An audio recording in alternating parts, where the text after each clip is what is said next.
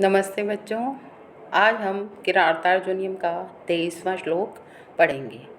इससे पूर्व में क्या बताया गया था कि दुर्योधन जो है वो नीति से अपने राज्य को जीतना चाह रहा है, तो उसके लिए वो क्या क्या प्रयास कर रहा है। तो वो स्वयं तो क्या किया, उसने अपने आप को यज्ञ इत्यादि में नियुक्त कर लिया है, हवन सामग्री डालता हो यज्ञ में हवन कर रहा है। और जो उससे वय में कम है, उसका भाई दुशासन, उसको उसने राजकाज में नियुक्त कर दिया है और वह अब उस कार्य को संभाल रहा है। लेकिन फिर भी उसके अंदर जो युधिष्ठिर इत्यादि से भय बना हुआ है, उसके लिए वो प्रयास कर रहा है कि किस माध्यम से, किस प्रकार से मैं उसको दूर करूं। तो ये सब बातें वनेचर ने युधिष्ठिर को बताई कि अब वो काफ़ी फल फूल गया है नीति के मार्ग पर भी, इसलिए अब आपको उससे भय करने की आवश्यकता नहीं है। लेकिन आपको जो राज्य प्राप्त करना है अपना, उसमें अब आपको ज़्यादा मेहनत करनी पड़ेगी, ज़्यादा उद्योग करना पड़ेगा। तो आप फिर भी आशावान बने रहिए। तो इसको कहते हुए 23वें श्लोक में बताया गया है कि प्रलीन भूपालम अपि स्थिरायति प्रशासदा वारिधि मंडलम भुवः स चिंतयत्य एव भीयस्त्वद्देश्यति रहो दूरंता बलवद विरोधिता। जो इसकी अंतिम लाइन है श्लोक की, वो सूक्ति के रूप में प्रसिद्ध है कि अहो दूरंता बलवद विरोधिता। तो देखो बच्चों, इसका अन्वय क्या है। प्रलीन भूपालम स्थिर आयति भुवः मंडलम आवारिधि प्रशासत अपि स त्वत् एष्यति भीयः चिंतयति एव अहो बलवद विरोधिता दूरंता। तो क्या कहा जा रहा है कि प्रलीन भूपालम, शत्रु राजाओं से रहित, जो ऐसे भूपाल हैं, ऐसे राजा हैं जिनसे, जो अब उसके प्रलीन शत्रु नहीं रहे हैं, स्थिर आयति, सदा स्थिर रहने वाले, भुवा मंडल, इस पृथ्वी के मंडल पर, आवारिधि, समुद्र पर्यंत तक, मतलब पृथ्वी से लेकर समुद्र पर्यंत तक वो प्रशासद, शासन को करता हुआ, अपि यानी भी, मतलब वो समुद्र, पृथ्वी से लेकर समुद्र तक शासन कर रहा है। लेकिन फिर भी त्वदेश्यति, तुमसे आने वाले, भीयः, डरों को, चिंतयति, वो सोच रहा है, विचार कर रहा है। क्यों? क्योंकि कहा गया है कि अहो, आश्चर्य की बात है कि बलवद विरोधिता, बलवानों से शत्रुता करना, दूरंता, दुखद परिणाम वाला होता है। मतलब बलवद विरोधिता, बलवानों से शत्रुता करना, दूरंता, दुखद परिणाम वाला होता है। फिर से इसका अर्थ देख लो बच्चों एक बार। प्रलीन भूपालम, शत्रु राजाओं से रहित, स्थिरायति, सदा स्थिर रहने वाली, भुव मंडला, इस पृथ्वी मंडल से लेकर, अवारिधि, समुद्र पर्यंत, प्रशासद, शासन करता हुआ, अपि यानी भी, स, ऐसा वह दुर्योधन, त्वदेश्यति, तुम से आने वाली, भीयः चिंतयति एव, भय को, तुमसे लगने वाले डर को वह चिंतयति एव, विचार करता ही रहता है। क्यों करता रहता है वो? क्योंकि अहो, आश्चर्य है कि बलवद विरोधिता दूरंता, जो बलवान हैं उनसे शत्रुता करना दुखद परिणाम को देने वाला होता है। तो बच्चों, यहाँ पर वनेचर क्या कह रहा है कि हे महाराज, दुर्योधन की सफलता को जानकर आपको निरुत्साहित नहीं होना चाहिए। क्योंकि यद्यपि क्या है, समुद्र पर्यंत के भूमंडल का शासन कर रहे हैं वो, और सब प्रतिपक्षी जो शत्रु हैं उनका भी उन्होंने नाश कर दिया है। फिर भी जब भी उसे आपके विरोध का स्मरण हो आता है तब वह महान चिंतित बन जाता है, उसे बहुत ज़्यादा चिंता हो जाती है। वास्तव में बलवान के साथ शत्रुता करने का परिणाम बुरा ही होता है।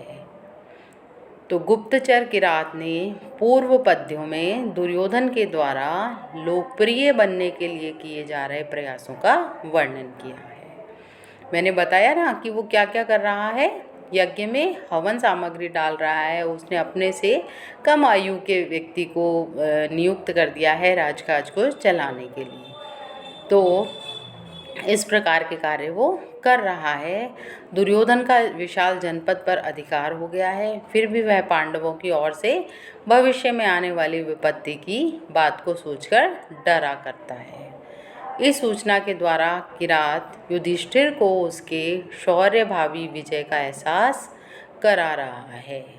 इस श्लोक में जो अहो दूरंता बलवत विरोधिता, ये जो सामान्य कथन से दुर्योधन की भीतिग्रस्तता आदि विशेष कथन का जो समर्थन किया गया है बच्चों, इस कारण से यहाँ अर्थांतरन्यास अलंकार है।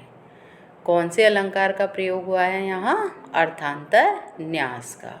और छंद वंशस्थ है ही। अब अगला श्लोक देखिए, 24वें श्लोक में क्या कहा जा रहा है कि कथा प्रसंगेन जनेर उदाहृता अनुस्मृत आखंडल सूनु विक्रमः तवाभिधानात् व्यथते नताननः स दुस्सह्य मंत्र पदादि इव उर्ग। तो यहाँ वो क्या कहने जा रहे हैं कि क्या बात है, अभी तक तो दुर्योधन आपके डर से आपसे भयभीत हो जाता है जब जब उसको आपकी याद आ जाती है। तो अब वो लेकिन क्या कर रहा है, अशंकित सा होता हुआ, शंकित मतलब बाहर तो वो ये दिखाता है कि मुझे ज़रा भी डर नहीं है, लेकिन अंदर वो गुप्त रखता है इस बात को कि मैं इस बात से भयभीत हूँ। तो लेकिन फिर भी इस चीज़ को वनेचर ने जान लिया कि वो आपसे डरा हुआ है। तो किस प्रकार से वो डरा हुआ है उसी का वर्णन इस श्लोक में यहाँ किया गया है। तो इसका अन्वय देखो बच्चों, कथा प्रसंगेन जनै उदाहृतात् तौ अभिधानात् अनुस्मृता आखंडल सूनु विक्रमः नतानन स दुर्योधनः सुदुस्सहात् मंत्रपदात् उरग इव व्यथते। तो इसमें क्या कहा जा रहा है कि कथा प्रसंगीन, जब भी कथा का प्रसंग आता है, बात चलती है कोई, तो जने लोगों के द्वारा क्या कहा जाता है, उदाहृतात् कहे जाने पर, किस बात को कहे जाने पर कि अनुस्मृत आखंडल सूनु विक्रम, जो इंद्र के पुत्र अर्जुन को याद करता है, उसके जो उसका पराक्रम है उसको याद करता है, तो तब और तुम्हारे युधिष्ठिर के कारण वो व्यथते दुखी ही रहता है। तो वो किस प्रकार से दुखी रहता है इसका उदाहरण दिया गया है कि नताननः नीचे की ओर आनन करके, मुख करके, सह ऐसा वह दुर्योधन, दुस्सहात कठिनता से सहन करने योग्य, मंत्र पदार्थ मंत्रों के शब्द से जैसे व्यक्ति नतमस्तक हो जाता है, झुक जाता है, उसके इव यानी समान, उर्गह जैसे सर्प की बात को सुन करके नतमस्तक हो जाते हैं या डर जाता है। कौन? सर्प को की बात को सुन करके डर जाता है। उसी प्रकार से आपकी वार्ता को सुन के, आपकी जब जब बात चलती है उसको सुन करके वनेचर कह रहा है कि वह दुर्योधन भयभीत हो जाता है।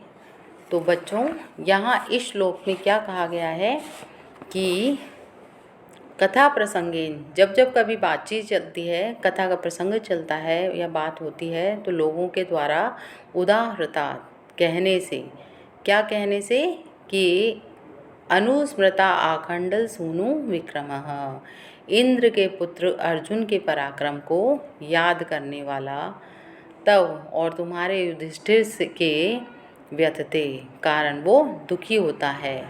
किस प्रकार से होता है कि नताननः, जैसे नीचे की ओर मुख किए हुए वह दुर्योधन स दुर्योधन दुस्सहात, कठिनता से सहन करने योग्य मंत्र पदार्थ, जैसे मंत्र के शब्दों के समान हो जाता है, जिस प्रकार के उर्गह सर्प हो जाता है। जब गरुड़ जो होता है उसकी बात चलती है तो सांप डर के नतमस्तक हो जाता है, झुक जाता है, अंदर से भयभीत हो जाता है। उसी प्रकार से उस दुर्योधन की स्थिति है कि जब जब वो इंद्र के पुत्र अर्जुन का स्मरण होता है तो वह अंदर ही अंदर भयभीत हो जाता है। तो बच्चों, इस पद्य में श्लेष अलंकार का प्रयोग किया गया है कि इसके पहले, दूसरे और तीसरे चरण के कुछ शब्द ऐसे हैं जिनके दो दो अर्थ निकल रहे हैं। पहला अर्थ तो दुर्योधन के पक्ष वाला है, जो कि अभी मैंने आपको बताया है, और जो सर्प वाला अर्थ है वो इस प्रकार से है कि कथा प्रसंगेन जनई, जो श्रेष्ठ विश्ववैद्य हैं उनके द्वारा, कथा प्रसंगो वार्तायाम विश्ववैद्य अपि वाच्यवत्। कोश की इस उक्ति से कथा प्रसंग शब्द का अर्थ क्या लिया गया है? वार्ता और विश्ववैद्य दोनों में लिया गया है।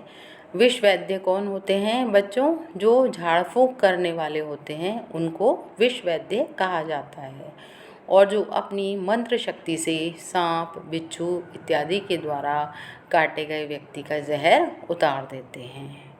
तो उदाहृतात्, मंत्र के उच्चारण किए जाने पर अनुस्मृता आखंडल सूनु विक्रमः, अनुस्मृत यानी याद किया गया है, आखंडल यानी उस इंद्र के, सूनु यानी छोटे भाई, अर्थात विष्णु के, वी यानी पक्षी, और गरुड़ के क्रम में पाद विक्षेप, अर्थात चरणों के रखने को जिसने ऐसा सर्प, जब सांप के ऊपर गरुड़ पैर रख देता है तो सांप भयभीत हो जाता है। तो वही बात यहाँ कही गई है, बताई गई है। सूनु पुत्रे अनुजयी रहो, इस कोश के वचन से सूनु शब्द का अर्थ पुत्र और अनुज यानी छोटा भाई तथा रवि सूर्य, इन तीनों शब्दों में होता है। विष्णु को उपेंद्र अर्थात इंद्र का छोटा भाई भी स्वीकार किया गया है। गरुड़ विष्णु का वाहन है, पक्षी है। गरुड़ और सर्पों में शत्रुता रहती है, सर्प गरुड़ से भयभीत रहते हैं, अतः सर्प गरुड़ के पदवेग या चरण संसार से बहुत ज़्यादा डरता है। उसको, सांप को किससे डर लगता है बच्चों? गरुड़ के पाद विक्षेप से, कि कहीं उसको वो अपना चरण रख के पकड़ न ले, मार न दे, इस चीज़ से बहुत डर रहता है। तवाभिधानात्, त से ताकर्ष्य और व से वासुकी के अभिधानात्, नाम वाले मंत्र से, नामेक देश ग्रपणे नाम मात्र ग्रहणम, न्याय के अनुसार किसी के नाम के एक देश अर्थात प्रथम अक्षर का ग्रहण करने पर उसे समूचे नाम का ग्रहण मान लिया जाता है। अतः ताकर्ष्य और वासुकी ये दोनों विशिष्ट सर्पों के नाम हैं जिनका आशय तय और वैसे निकलता है। ऐसे मंत्रों को स्मरण करके जिस प्रकार नीचा मुख किए हुए कोई सांप दुखी होता है, उसी प्रकार से दुर्योधन भी युधिष्ठिर की वार्तालाप के प्रसंग में जब अर्जुन के पराक्रम का ध्यान करता है तो वह भी नीचा मुख किए हुए बड़ा ही व्याकुल हो जाता है। यहाँ पर जो ये प्रसंग चल रहा है इसमें इस बात का ध्यान रखना चाहिए कि जो पांचों पांडव हैं वो अलग अलग व्यक्तियों से उत्पन्न हुए थे।